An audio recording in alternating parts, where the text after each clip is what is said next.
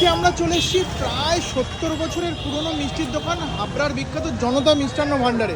তবে এখানে এসে আজকে আমি রীতিমতন অবাক।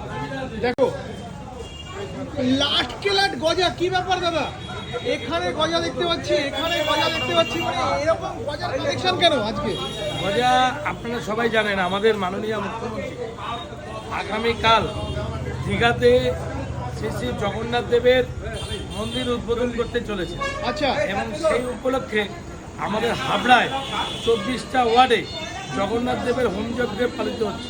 আরে আর হাবড়া বাজার ব্যবসায়ী সমিতির পক্ষ থেকে হাবড়া বাজার দুর্গা মন্দিরে একটা বিশাল একটা হোমযজ্ঞের আয়োজন করা হয়। সেখানে আমাকে কমপক্ষে 10,000 গজা আমার কাছে অর্ডার করা হয়েছে। মানে তোমার এখান থেকেই তৈরি হচ্ছে? আমার এখান থেকে তৈরি হচ্ছে 10,000 গজা।